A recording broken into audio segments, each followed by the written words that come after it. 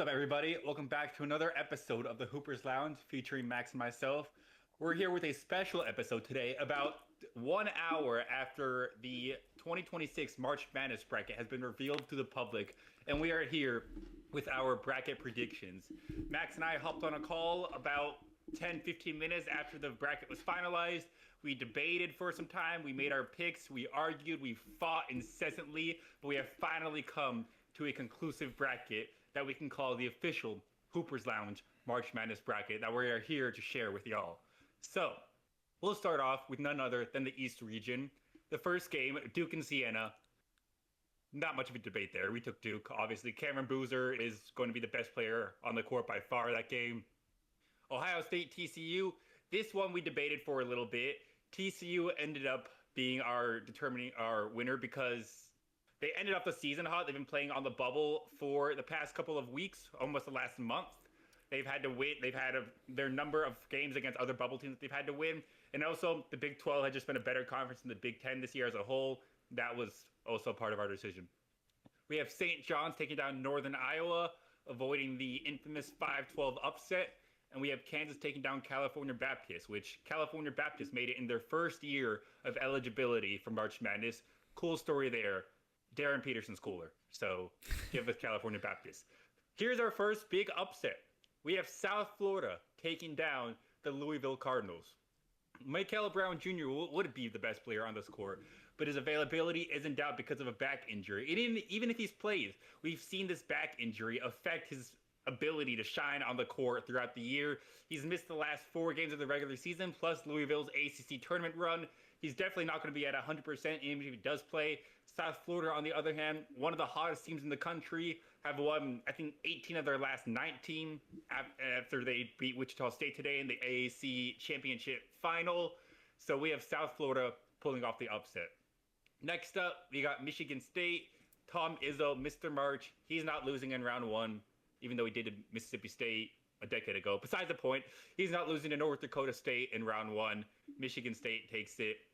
UCLA, UCF, another Big 10, Big 12 matchup. We took UCF, again, because the Big 12 is stronger, but UCLA also has their injury concerns.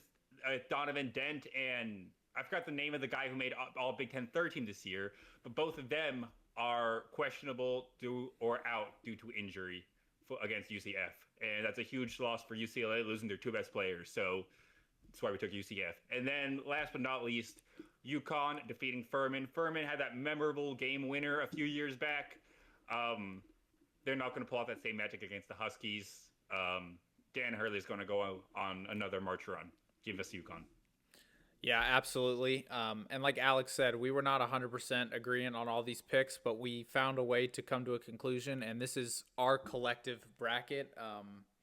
And so, yeah, let's move on to the South region now on the left side of our screens here. And we're going to start with the 1 seed, the reigning national champs, the Florida Gators. We're going to take them in victory over Lehigh or Prairie View. Whoever decides to win that game is going to get slaughtered by the Gators for sure.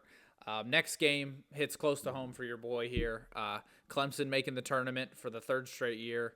And I believe they're going to get the dub over Iowa. Obviously, that's bias, but I can't take them to lose in the first round, and that was the deciding factor there. Next up, we've got Vanderbilt, who had an amazing SEC tournament run. McNeese is a sneaky good underdog here, as 12 seeds usually are good underdog picks, but we really like Tyler Tanner, and I think that win over Florida in the semifinals really put us over the edge here for Vanderbilt. Next up, Nebraska and Troy. This was another tough one where we could have gone with the upset, but we ended up taking Nebraska here for that possibility of a Nebraska-Vanderbilt shootout in the second round. Another 6-11 upset from your boys here. We got VCU taking down Chapel Hill. This is 2 iconic March Madness programs, with VCU making that first 4 to Final Four run almost 20 years ago now, which is crazy to say that out loud. But we feel the loss of Caleb Wilson is going to be too much for North Carolina. Obviously, they were a one and done in the ACC tournament, losing in their first game to Clemson. And we see them as a one and done here in the NCAA tournament as well to VCU.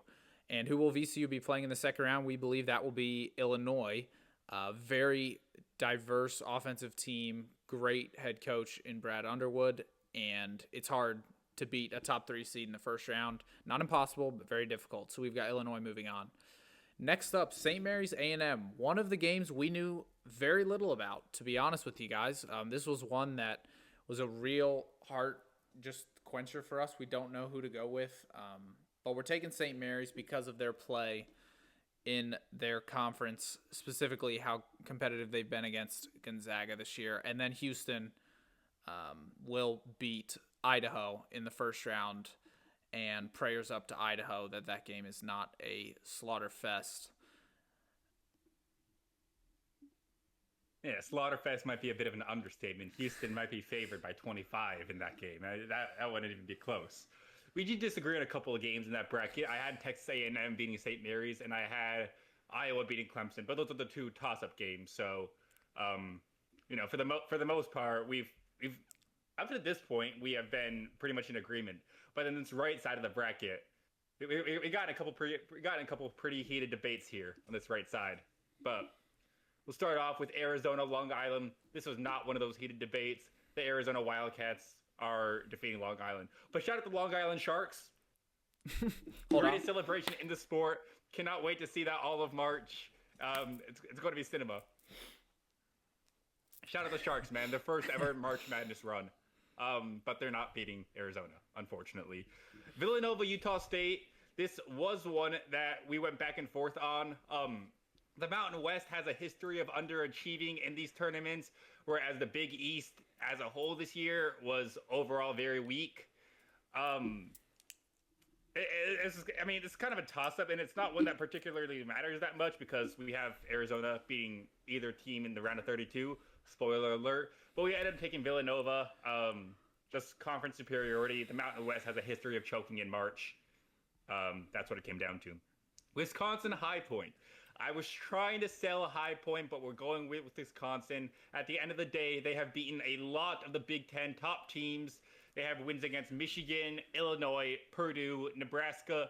And while they have shown the capability to lose to anyone, this is a team that is either going to make a deep run or lose in the first round. And I cannot convince Max to get on the first round train. So Wisconsin, it is going to the round of 32, where they will face Arkansas, led by SEC Player of the Year Darius Acuff, one of the best players in college basketball this year.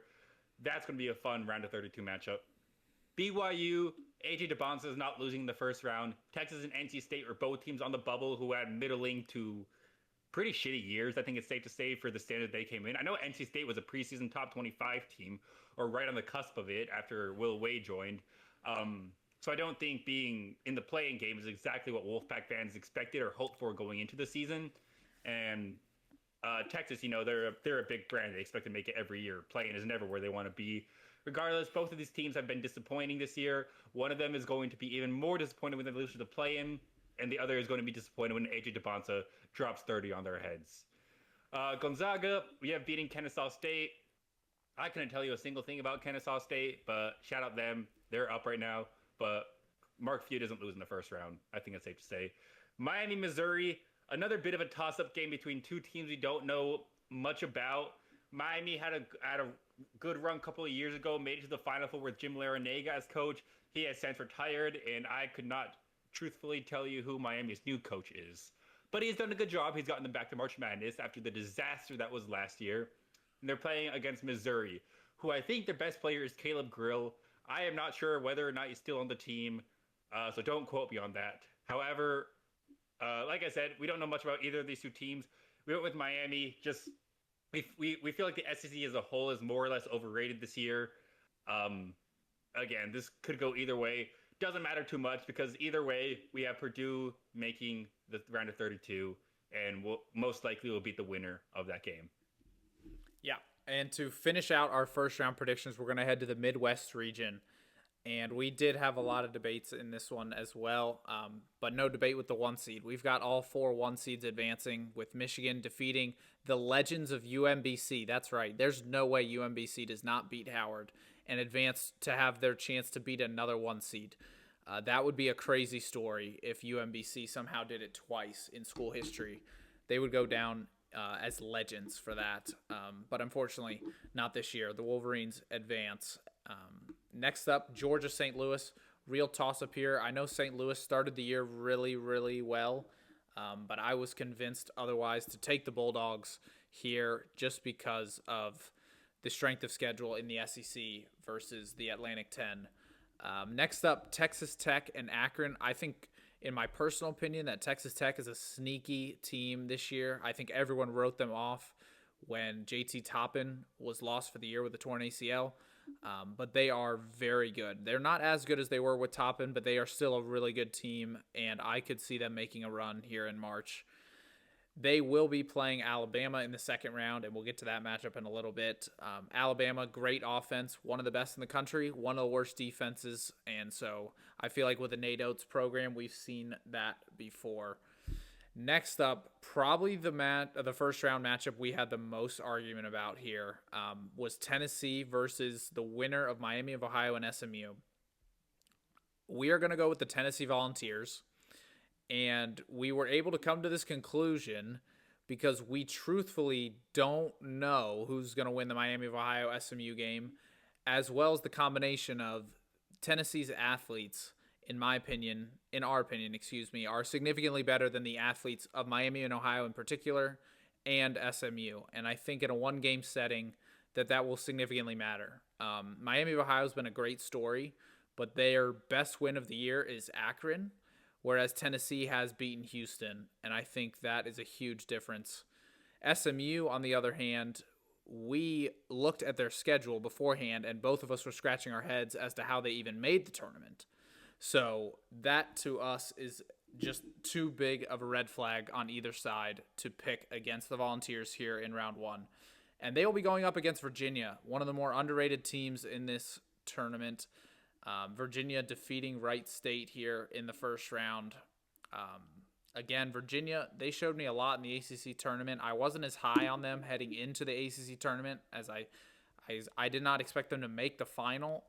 And then they took Duke to the final second. So that was really good for them. And I believe that tournament run was what got them to the 3 seed in the first place. And then these last 2 games here in the first round, we've got Santa Clara upsetting Kentucky. We really don't know much about either of these teams this year. Shout out Otega Owe. He's a dog for Kentucky. Mark Pope, great coach, came over from BYU a couple years ago to fill Calipari's shoes. But the word I used to describe Santa Clara this year was sexy. And they have beaten St. Mary's twice. And while we think Kentucky is obviously the blue blood favorite here, we're taking Santa Clara for a little bit of an upset. And then finally, we have Iowa State dismantling Tennessee State. And that will round out our first round predictions. Alex, anything else to add? Yeah, just a note on snubs. We were looking at SMU's schedule and wondering how they got in. But there's not really any team that I would have particularly inserted over SMU. I mean, you can make an argument for Oklahoma over SMU if you wanted to. But Oklahoma themselves don't have an incredible resume of their own. They're mostly carried on the strength of the SEC. So, in terms of the teams that that's in, I think for the most part, if not for every part, they got it right. There's not anything I inherently disagree with or think there's any egregious snubs. Just want to note that. Shout out the committee for actually getting it right this year after the debacle that was last year.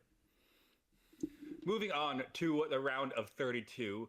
Starting off back in the East region, we have Duke taking down TCU. TCU's been playing on the bubble, and they could make this game sneaky close because they've been hot recently. But Duke, at the end of the day, they're one of the most talented teams in the nation. Top 5 on both sides of the ball. They're one of 2 teams in the nation that can claim that, along with Arizona. So that's a big reason why we have Duke advancing. And then St. John's versus Kansas. This is one that we went kind of back and forth on. I think we had different picks to start off with, but eventually we settled on St. John's. The Big East as a whole has been weak this year, but St. John's has clearly been the best team in the conference, aside from their absolute dud on Valentine's Day against UConn. St. John's has not lost since January 3rd. It has been 2 months of losing only 1 game, and then they avenged their loss against UConn by beating them in the Big East Championship. So in terms of playing their best ball at the right time of the year, that is probably most aptly suited to describe St. John's, and is definitely more suited to describe St. John's than Kansas, who are still always filled with question marks surrounding Darren Peterson's availability, and in recent years have seemingly been prone to early March Madness exits. So went with St. John's to defeat Kansas in the round of 32. Next up, our biggest upset of the tournament. South Florida Bulls to the moon, baby. They're taking down Michigan State. Now, ask me to justify this. I can't. I can't justify it. But you know what? Max had the same exact pick that I did. This wasn't one that either of us had to defend. Both of us had South Florida advancing. And you know what? They said it was about vibe. Sometimes a team just has a vibe that they're going to make a deep run. And South Florida has that vibe. They have lost one time in 2026. One time. They are among the hottest teams in the country. They just won the AAC championship over a very good Wichita State team, may I add. In Michigan State, you know, Tom Izzo's a great coach. They're always going to be strong defensively. But offensively, they just do not seem like they have the ability to outscore teams. Their offense more or less runs through Jeremy Fears Jr., and if he is not having a good game, Michigan State is very prone for an upset. And both of us think that that's going to happen in the round of 32. South Florida to the round 16, where they will not be playing another double-digit seed because UConn is going to make a very quick work of UCF. And yeah, that's the East region. Absolutely. Just to touch on that South Florida upset, Alex is 100% right. We both were so happy that we didn't have to defend South Florida to the other one because we didn't know how to be honest. But that is a 100% gut play. South Florida to the Sweet 16 is going to be electric. And when it happens, not if, but when, you'll remember us for that bold prediction. Just remember that. All right, starting out in the South region for the round of 32, this one hurts. But I will be taking Florida. I think their big man depth with Condon, Chinyalu, and Thomas Howe really is too much for any team, but especially for a team like Clemson that just lost their starting center for the year to a torn ACL. We will be going with the Gators to advance to the Sweet 16, and they will rematch the team that knocked them out of the SEC tournament. That's right, Vanderbilt will get the better of Nebraska here, and that rematch is something I know Gators players, coaches, and fans would love to see in the Sweet 16 to avenge that loss in the SEC tournament. Moving down to the bottom half of this bracket, we are not picking another 11 seed to go to the Sweet 16. We do have Illinois beating VCU here, and this is one where we contemplated VCU for a little bit, and if they were to make the Sweet 16, neither of us would be surprised, but we ultimately landed on Illinois just for their depth, and again, their regular season resume was too good to pass up here, and they will face off against Houston, one of the best teams in the country for good reason. Them and Florida were actually in controversy for who was going to be the fourth and final one seed, with Florida kind of leaving the door open after losing to Vanderbilt in that game I mentioned earlier. But Houston as the 2 seed, I think they match up really well against St. Mary's, and in my opinion, that game wouldn't be very close. Yeah, just on the topic of 1 seeds, UConn was also in discussion and likely would have got that final 1 seed had they beat St. John's in the Big East final. But St. John's curb stomped them, and well, history is history. Florida got that last 1 seed even with their semifinal exit. And like you said, Houston probably would have got that last first seed if they were able to beat Arizona in the Big 12 championship. Unfortunately for Houston, they were not able to either, and they end up as a 2 seed. But yeah, that's essentially the debate for the 1 seeds. 3 of them were locked in very early in the year. Duke, Arizona, Michigan, not much debate there.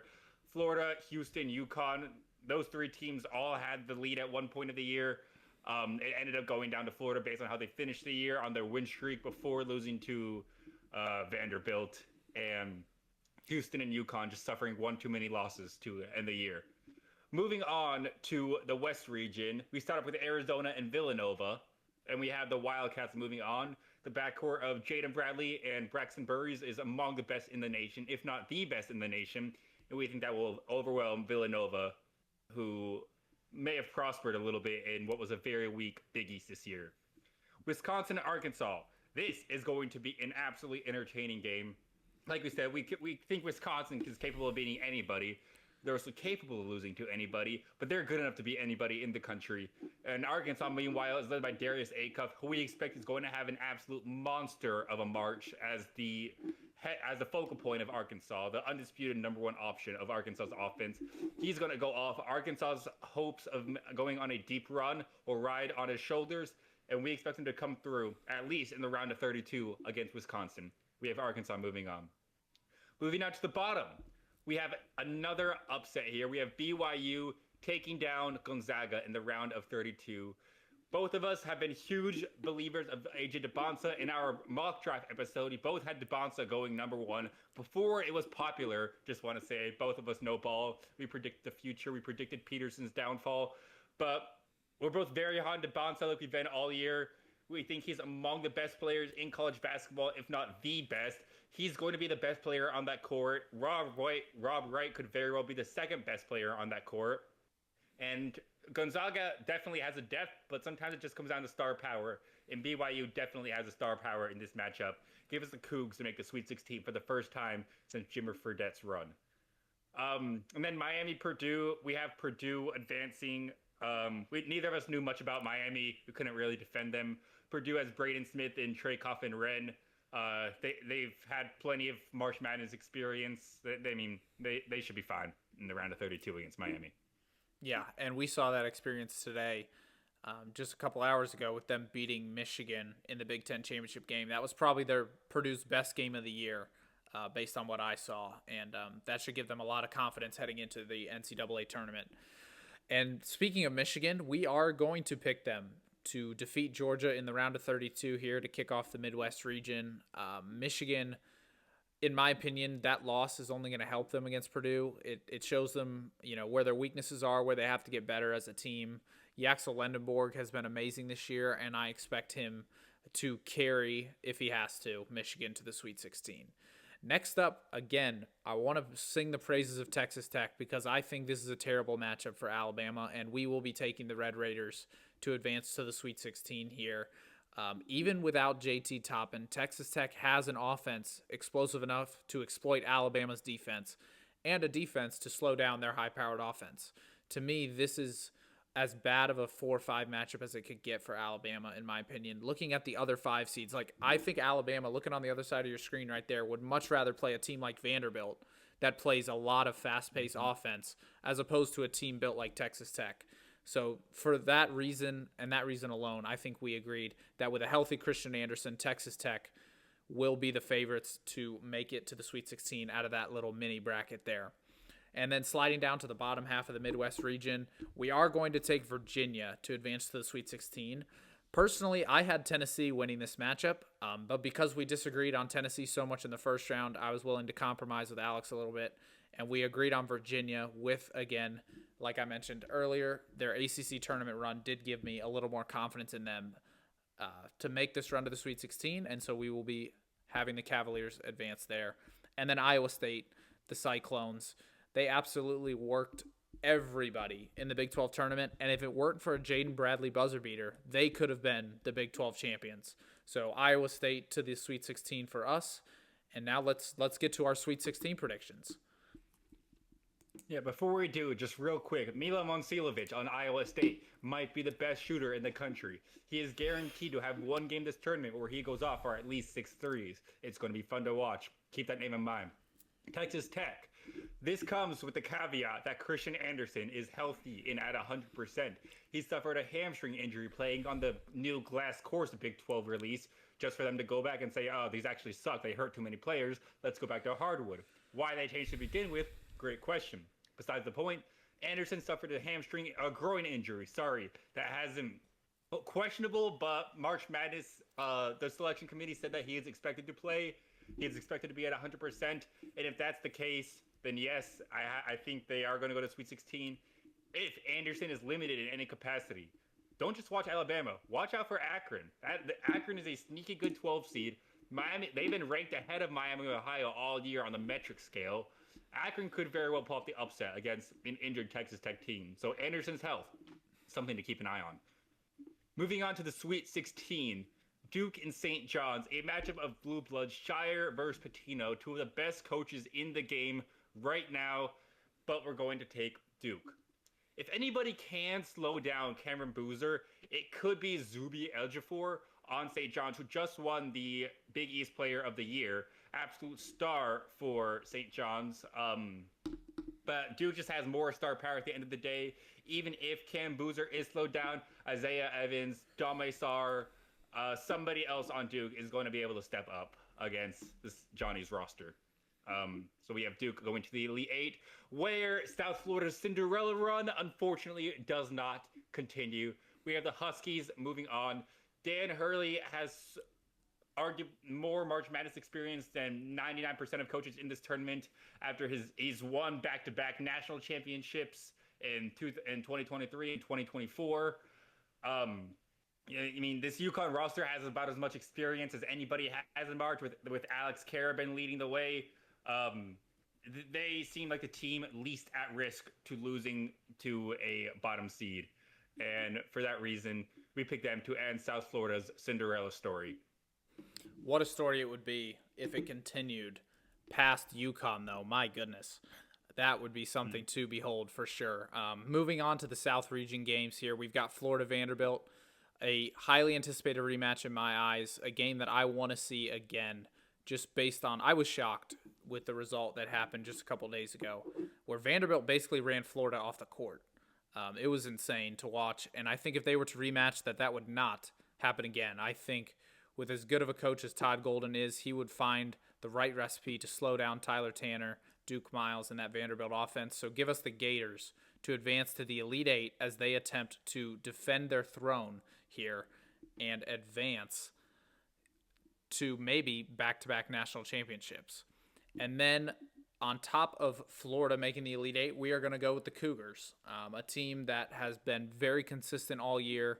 We haven't really had to talk about their roster up to the Sweet 16 because of the opponents they're playing. Illinois, in my opinion, would definitely be their hardest game to that point. And I think this is a Kingston Fleming's show-out game, and he will advance Houston to the Elite Eight against the Gators. Yeah, Kelvin Sampson, arguably the best coach to not win a national championship that is currently active. Will this year be the year for him? We have him at least returning to the Elite Eight. We'll have to see how much further we have him going, if at all further. Moving up to the West region, Arizona, Arkansas. This one went back and forth for a little bit. This one was a tough debate between these two because Darius Acuff could very well be the best player on this court. We were saying if Acuff gets hot, he is the type of player that could carry Arkansas all the way. He is that talented. But if there is any team that is designed to slow down Acuff, it is Arkansas. It is Arizona. Acuff is on Arkansas. Arizona arguably has the best backcourt in the nation, as I previously said, with Bradley and Burries. Those two, the combination of one of them guarding Acuff, should hopefully for Arizona be enough to slow down Acuff. If not, they're going to have trouble dispatching the Razorbacks. But Arizona, I feel like, has very little flaws in their team. Along with their backcourt, they have an all Big 12 big man in Monty Yunus Krivaks. They have a great coach in Tommy Lloyd. They have experience. They have young talent. They have international players. They have homegrown U.S. talent. I think Arizona has the least holes out of any team in this tournament. And for that reason, give me them to beat Arkansas, who I think need to bank on a Darius Acuff heater to have any chance in this tournament. Looking down at the bracket, BYU and Purdue. I know I just said Darius Acuff is going to go on a heater in order to win, and we don't believe him to do so. BYU is going to need AJ DeBonsa to do the same thing. But we're AJ DeBonsa believers on the Hoopers Lounge podcast. He is an absolute generational talent in college basketball right now. He will be the best player on this court. And if he can get help from Rob Wright, give us BYU to take down Purdue and make it to the Elite Eight, where they will face off against their Big 12 rival, Arizona. Yeah, DeBonsa, I think, is in store for a huge tournament. Finishing out our Sweet 16 predictions here, we are going to take the Michigan Wolverines to advance against Texas Tech in this first matchup. Christian Anderson and Texas Tech. This, to me, is the type of matchup where you will miss JT Toppin. Lendeborg versus Toppin would have been a great matchup. Ade Mara versus Toppin would have been a great matchup. But unfortunately, Texas Tech, I think in the front court, this is where their run ends, and give us Michigan to advance. And they will play the Iowa State Cyclones. I think Iowa State against Virginia, I'm just looking at that matchup right now, and I think that is a really bad matchup for Virginia just because of how well Iowa State plays as a collective unit. That's kind of Virginia's calling card, is playing like almost as 5 as 1, right? But Iowa State does the same thing. They have a couple of alphas, but they are really good at sharing the ball, knocking down threes, playing aggressive yet and physical defense. So give us the Cyclones to make the Elite Eight. And I know what you guys are thinking. You guys have 7 of the 8 possible 1-2 seeds in the Elite Eight. We know. But Alex made a great point earlier that with NIL money and with transfers now being able to go to all these top-end schools, I think Cinderella runs will mostly be cut off at the Sweet 16 from here on out just because of the talent discrepancy.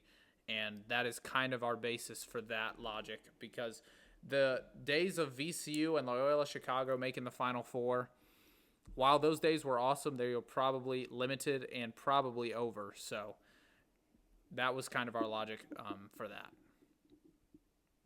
Yeah, if a mid-major team has a roster that's talented enough to make a deep run, chances are most of their players will leave in the offseason, regardless of whether or not that deep run is made. So that just limits the chances that these mid-major schools have of making Cinderella runs in the NIL and transfer portal era. Last year, all 4 of the Final Four teams were the 1 seeds of the tournament. And you know, that is a bit of an outlier year, that it was completely rock chalk in the Final Four. But that just goes to show how top-heavy college basketball was that year. And I think that's just going to be a trend we see continue throughout, with the cream of the crop of players slowly rising to the best teams in the Power Four conferences. We still do have all 4 1 seeds in the Elite Eight. Do we predict a second straight year of all Final Four 1 seeds? Well, at least in the East region, we do, because we have Duke taking down UConn. This is another matchup between blue bloods of the sport, the newest blue blood, UConn, after winning their 2 in a row in 23 and 24. First, Duke, who consistently, year in and year out, fields one of the most talented teams on paper, but comes up short in March Madness. Will this be the year that Jon Scheyer can finally break through and get that elusive national championship on a resume where he has basically already accomplished everything else in 4 years? We have him at least getting to the Final Four. That's where Duke made it last year before coming up short against Houston. And after closing the deal against UConn, we'll see if they can get the job done this year. Moving on to our South Region Elite Eight matchup between Florida and Houston.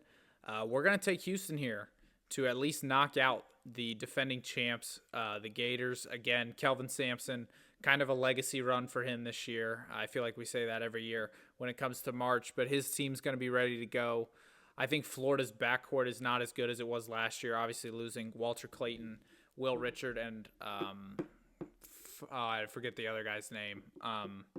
But all 3 of them went to the NBA. Elijah Arenas. And all 3 of them, yes, all 3 of them went to the NBA. So I think that is kind of the difference here with Flemings, Uzan, and Sharp. The front court of Houston will be able to hold its own. And we are going to pick the Cougars to advance to play the Blue Devils in a rematch, actually, of last year's Final Four, where Houston beat Cooper Flagg, Con Knipple, and the Blue Devils in the Final Four.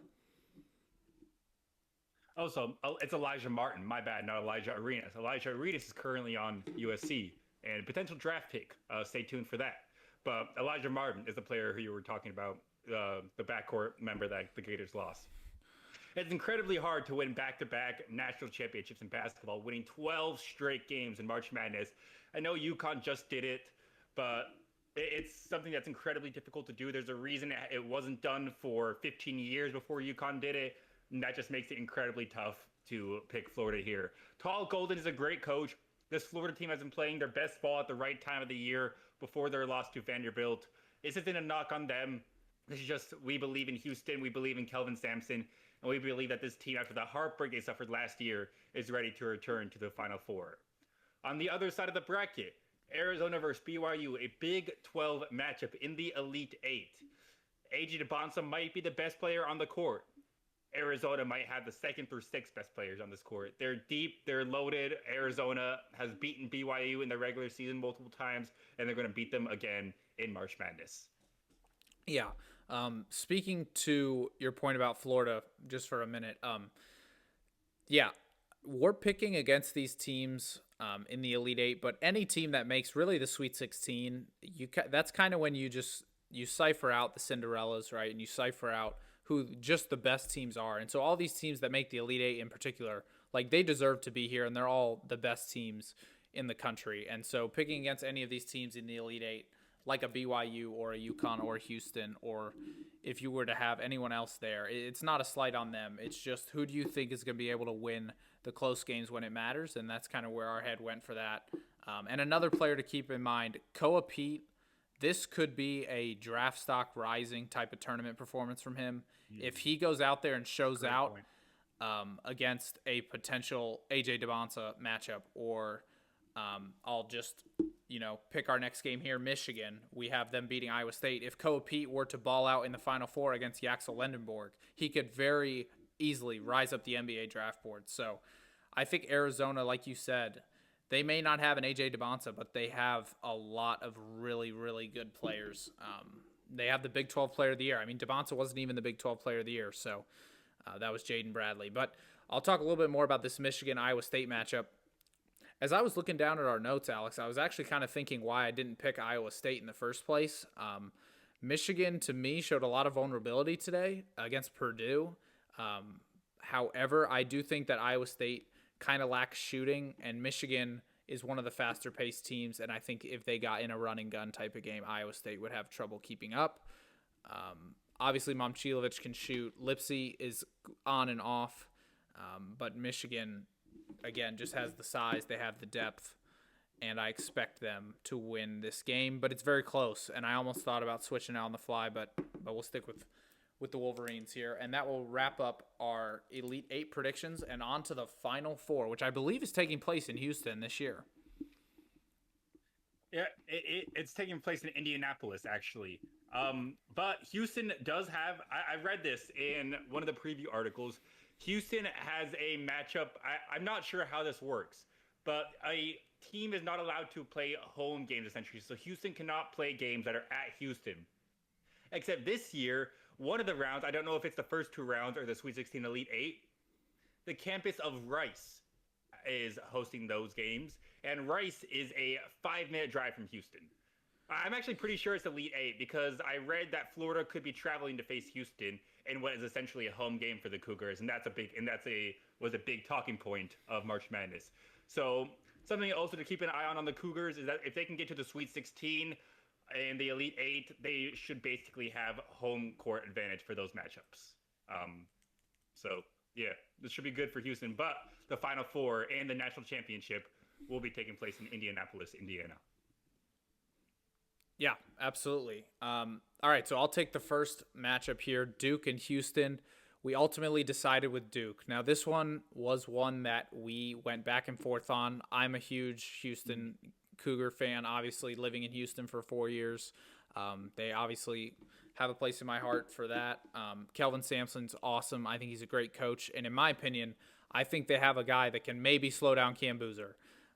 But Alex sold me with Duke's elite defense and our assumption that Duke would be fully healthy, or at least the most healthy they've been in a long time, if they were to make the Final Four, with that game against Houston not taking place until April 4th. So the overall health of Duke is very important for this pick, obviously, and the dominance of Cam Boozer, who we both agreed is having one of the best freshman seasons of all time, not just in Duke history, but of all time in college basketball. And so we will ride with the Blue Devils to take down Houston in our first Final Four matchup. I had to convince Max to take Duke over Houston. I mean, it's tough. It's Final Four. I was very inclined to take Houston as well. Kingston Flemings, we haven't talked much about Houston's roster, but Kingston Fleming is an absolute dog, projected top 10 pick in the upcoming draft. But if there's anybody in the country that can slow down an elite point guard by himself, it's Duke's Dame Sarr, who might just be the best perimeter defender in March Madness. So that was a big reason for taking Duke as well. We were also looking at the KenPom rankings when deciding between these two teams. And like I said earlier, Duke is one of two teams in the nation, along with Arizona, that can claim to be top 5 in both offense and defense. and that is an elite mark. That is the definition of an elite team, a well-coached team, a team with no weaknesses, and a team that at the end of the day we think is going to advance to the national championship game. On the topic of teams with both elite offenses and defenses, we have the other team with top 5 marks in those metrics, Arizona, going on to face them. This is another very difficult matchup. It kind of, again, came down to the guards because I think Krivox and Yaxel Lendenborg are essentially on the same page, as well as Koa Pete for Arizona. Those 3 players are more or less on the same tier. Maybe Lendenborg is a tier above them, but I think those 3 are very comparable. But you look at the backcourt, I would take Braxton Burries and Jaden Bradley over Elliot Cadeau and whoever else the Michigan starting backcourt is. I don't even know. But I'm a huge believer in this backcourt that Arizona has been running all year. Bradley won Big 12 Player of the Year. Should up for debate. But what's not up for debate is how great he and Burries have been all year. Burries especially, who has played his way into a potential lottery pick as a freshman, who got up to a bit of a slow start this year. He has been on fire since the calendar has turned to 2026 and Big 12 play started. So Arizona is a team with very, very few, if any, weaknesses at all. In Michigan, we saw a bit of their weakness today, where they get in a bit of a funk offensively. They can struggle to score in a possession-by-possession basis on a half-court offense. They rely a lot in transition because they are faster and more athletic than most teams they play, if not every team in the country. It might be safe to say that Michigan is the most athletic team in the country. But we were talking a lot before, the game slows down a lot in March. Teams will make you beat them in the half court. They will limit your transition play as much as they can. That's Michigan's strength. They're going to have to find another way to beat Arizona, as well as every other team they face this year. They are a great team. I think they can get to the Final Four. I think they can find other ways to beat the elite teams that they play along the way. But I think Arizona is just one team too much. So it's one team too difficult for this Michigan Wolverines roster. And the Big Ten championship drought will continue yet another year as we end up with a matchup of Duke and Arizona in the finals. Yeah, so a couple things here from me. I originally had Arkansas where Arizona was, and I believed that Michigan would beat Arkansas in that potential matchup. However, with us switching out Arkansas for Arizona, obviously I agreed with Alex. And as we saw today, Braden Smith just outplayed the backcourt of Michigan. I have no doubt that Bradley and Burries would be able to do the same in a game of this magnitude. And now, Alex, I will give you the honors of announcing the Hoopers Lounge 2026 National Champion. The national champion, Duke versus Arizona. Jon Scheyer versus Tommy Lloyd. 2 coaches looking for their first national championship. Both teams have made deep runs in recent years, although Arizona recently suffered an early, embarrassing first-round exit against Purdue. They have had March Madness success, as had Duke. Both of these teams are very comparable, led by star freshmen, with Arizona featuring Koa Pete and Burries, and Duke featuring the Boozer twins, Cameron and Caden Boozer. Both of these teams have top 5 marks, offensively and defensively. Both of these teams are very comparable. They've only lost 2 games all year. They both won their conference tournaments. And this is a toss-up. It could very well go either way. If this is the national championship, I would bank that we are going to have an absolutely classic game to close out the season. But the Hoopers Lounge official national champion is the Arizona Wildcats. We have Arizona taking down Duke, and not that this matters, but we'll say 160 for the hell of it. We have Arizona taking down Duke because, first of all, Duke's injuries. Max is concerned about picking a team that is not healthy going into the tournament, and I, to a lesser extent, agree with those concerns. Caleb Foster is doubtful to play in the entire tournament, and Patrick Ngongba should, if Duke is to go this far, he should be healthy, but he is questionable for their early round games. So Duke's health is a big part of why we picked Arizona. Talent level, we think these 2 teams match up very well, but Arizona just appears more well-rounded. They have elite guards, they have elite forwards, and they have an elite big man. With the health question that Duke has, we cannot guarantee the same for all of those. So as a result, we have Arizona taking down the Duke Blue Devils and taking home the 2026 National Championship. Let's clap it up. Let's clap it up for just the best tournament in the world about to kick off here. And if Absolutely. there was a way that Alex Absolutely. could just scroll so people could take screenshots, because what they just witnessed is the first ever perfect bracket in March Madness history. Guaranteed.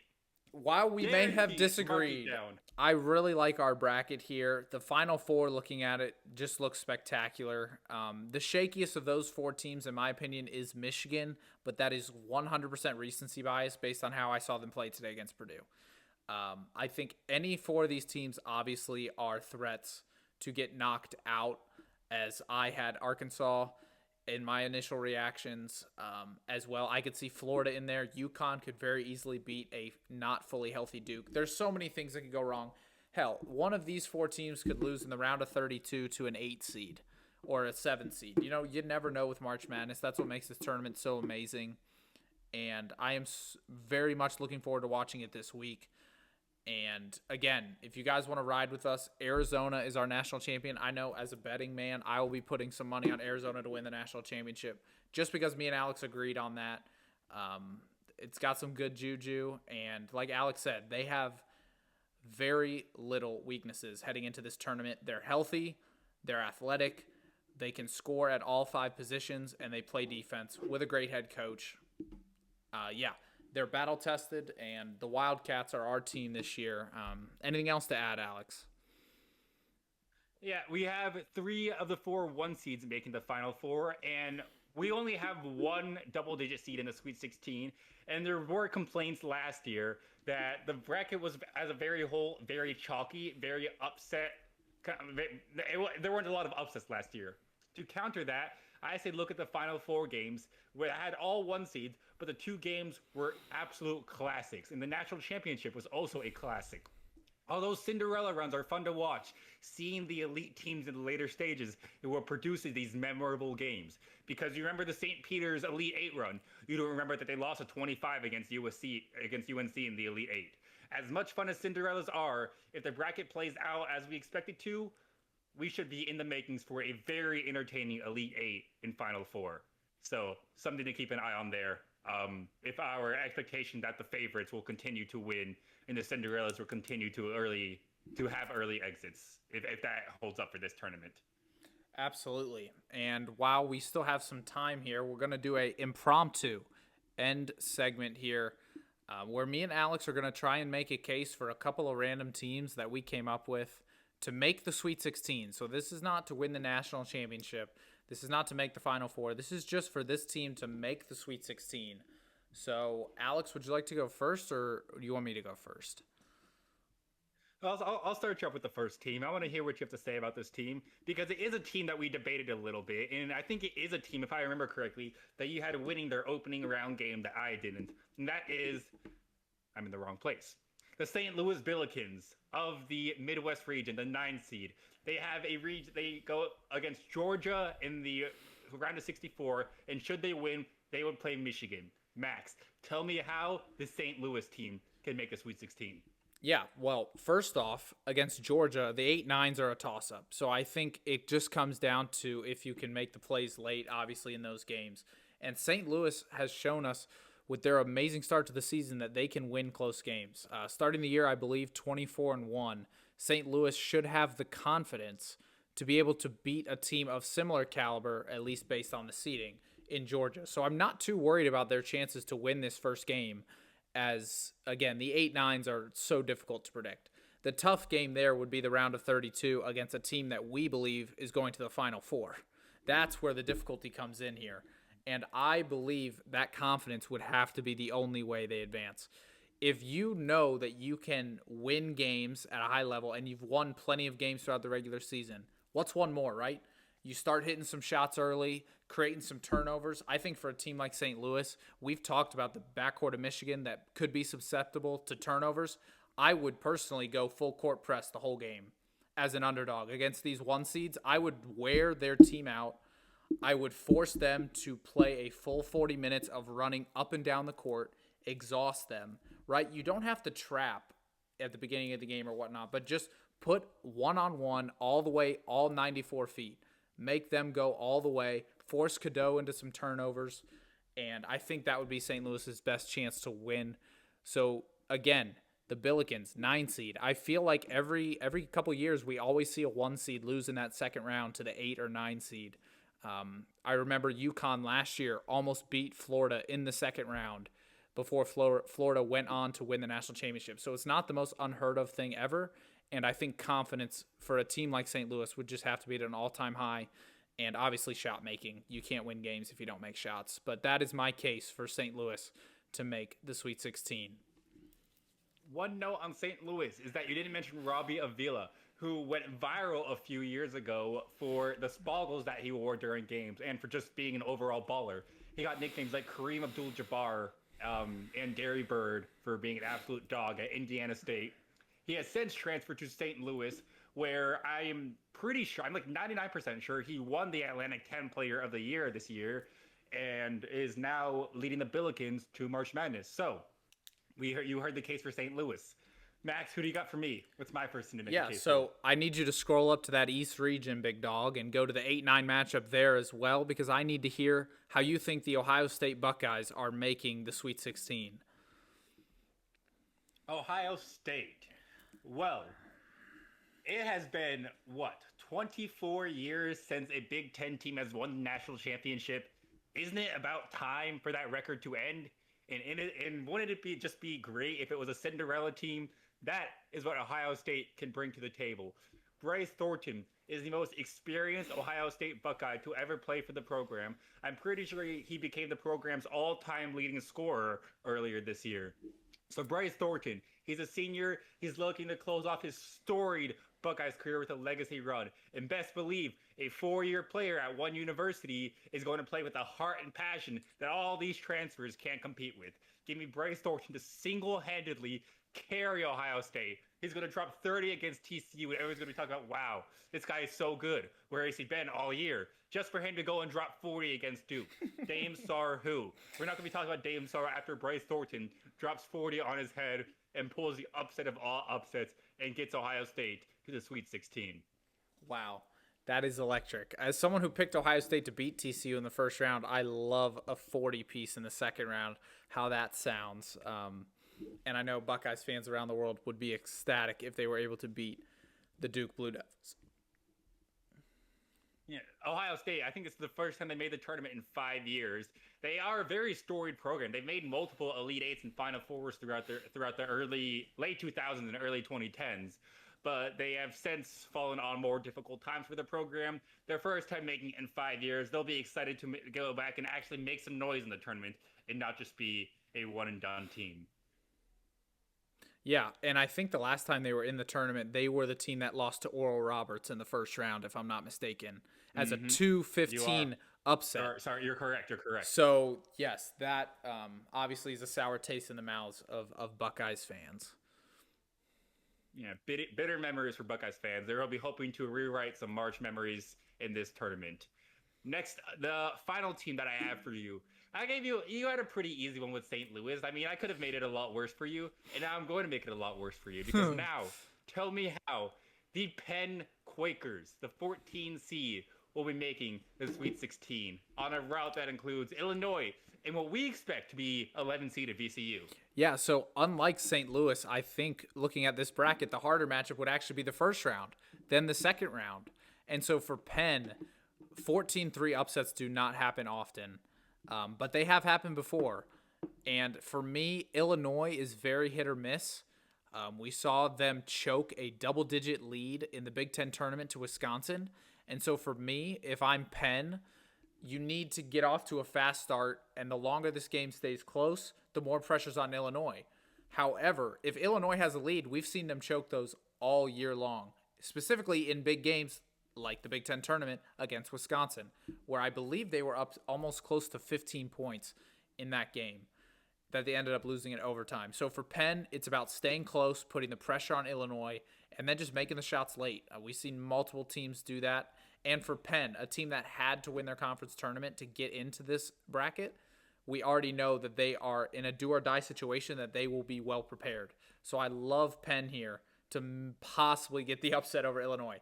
But when they beat Illinois, Alex, not if, but when they beat Illinois in this scenario, they're going to roll VCU off the court. I mean, just run them off the court. The vibes will be high. They will feel like they've won the national championship after that win against Illinois, and they are going to carry that momentum against VCU. I couldn't tell you a single player on Penn, but somebody on their team's dropping 30 against VCU. That is for sure. And that is how they get to the Sweet 16. You want to hear a player on Penn? His name is TJ Power. And in his most recent game, he dropped a 40 bomb in an overtime victory in the Ivy League Finals against Yale to make the March Madness tournament. TJ Power, absolute dog, comes through when it matters most, and you best believe that he's dropping 40 again against the Illinois Fighting Illini. All right. And to wrap up this episode here, this March Madness episode, I need Alex to go back to that East region. And we have a really nice 12 seed here, Alex. How is Northern Iowa getting to the Sweet 16? Ooh, Northern Iowa. Well, if you'll remember fondly, the last time Northern Iowa made the March Madness tournament, I think you'll remember a line that went similarly to Jesperson for the win. And you know what happens after that. Northern Iowa has a history of coming through in March Madness. They are going to make another half-court shot to defeat St. John's in the first round, recreating the Joshua Jesperson insane half-court shot to beat Texas in the first round. I think it was 10 years ago now, which is kind of crazy to think about at that's 10 years old. But Joshua Jesperson is immortalized in Northern Iowa history because of that. And you know what? To celebrate the 10-year anniversary, they're going to toy around with St. John's. They're going to let St. John's think they have a chance in this game. They're going to go into the last 5 seconds tied just so they can knock down a half-court shot for the win. If Northern Iowa is going to get to the Sweet 16, that is going to be how it's going to happen. And against Kansas, it's not going to, you know what? Northern Iowa is not going to play well against Kansas. But Kansas is going to suck more because Darren Peterson is going to play 15 minutes before exiting the game due to a finger cramp. His finger's going to cramp and he's going to miss the remainder of the game. And without Darren Peterson, Kansas's offense is going to crumble. We're going to see that they really don't have any more shot makers aside from Darren Peterson. Melvin Council Jr., he's a dog, but he's more of a playmaker than a scorer.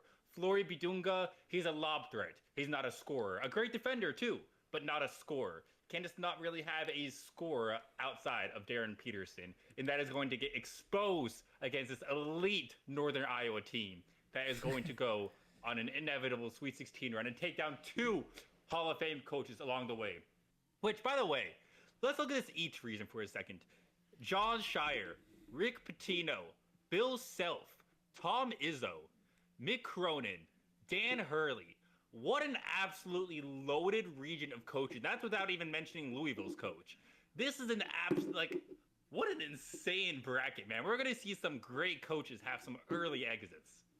Yeah, that is an insane coaching bracket now that you mention it, and has to be one of the more loaded coach brackets I've seen in a long time. So that's a great point by you. Regardless, Northern Iowa's beaten them both.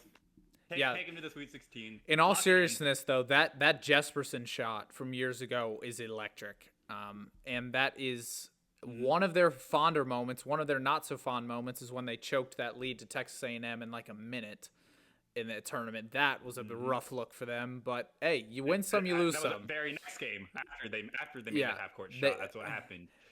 We do this upset exercise just because anything can happen in March Madness, and that's what makes the tournament so fun to discuss. We live in a world where Fairleigh Dickinson beat out 7-4 Zach Edey and Purdue while not having a player taller than 6'8" on their roster. We live in a world where 16-seeded UMBC annihilated top overall seed Virginia by 20 in a year where over 25% of people picked Virginia to win it all. These upsets are not only are possible, but are probable in March. That's what makes the tournament so great. That's what makes it so unpredictable. That's what makes it so fun to discuss. And that's why you could realistically very well make a case for any team to make the Sweet 16, except for a 16 seed, because as we've seen them beat 1 seeds, we haven't seen them make a Sweet 16 yet.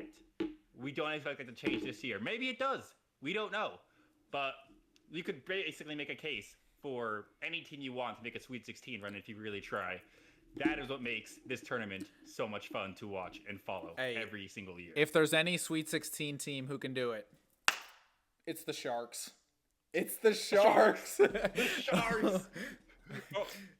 or Amir or Khan's recovery, return to March Madness will carry McNeese State all the way. The or just might do it, man. You never know. Maybe, but hey, a part of me hopes it's the Sharks, but part of me hope it's not because they play Arizona in the first round, and that's our national champion. So we can't be having that. Would not. Okay, yeah. Let's drop that. Let's not talk about that in any good light. That is not happening. Arizona by 40. Let's not manifest any bad juju into existence. We don't need that game to be close.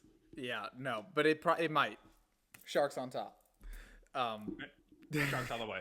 Yeah, but with that being said, guys, thank you so much for tuning in to our March Madness episode. I'm sure we will do some sort of recap, either an episode or just mention it in one of our normal episodes, because this is, in my opinion, the greatest tournament in all of sports that's about to kick off this week.